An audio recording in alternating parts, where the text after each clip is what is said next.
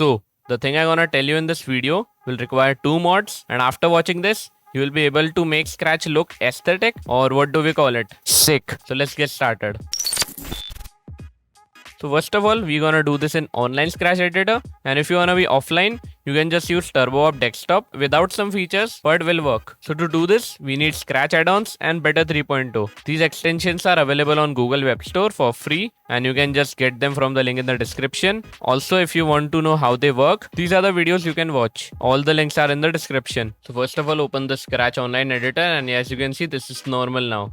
So first of all, go to Scratch add-ons and search for color, and here you can see block palette category icons. You can just turn it on, and then you can reload your Scratch page, and here you can see we have icons now for this. So this is looking good. You can now change colors. So if you want to change block colors, you can go to Scratch add-ons and search for block color. So you can see customizable block colors. You can turn this on, and you can just change the color as you want. So I want to change motion to like green. When you close it and reload your Scratch page, here you can see these are now green. This is not looking good, so I'm just resetting it. Just click on reset to reset the color, or you can just click on this and click on OK to reset all of them. So now you want to change the color of this background, this blue thing. Then we have this, also this color, and many other.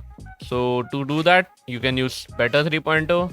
You can go to appearance, enable dark theme. So you cannot do it in light mode, but you can do it dark mode. But that won't make sense because dark mode will be automatically removed if we are using different colors. So for background, you can choose anything. First reset. So you can choose background like I'll choose it red. So you can just check what background is. You can reload it, and you can see we have dark mode plus we have red background. You can just do any color you want. I'm just doing it for telling you guys how to do it. Then we have UI dark, which is these buttons and the dark themes. So you can just make it lighter if you want, or even black like this. You can see without reloading this works, and UI light will be like this, which is not selected.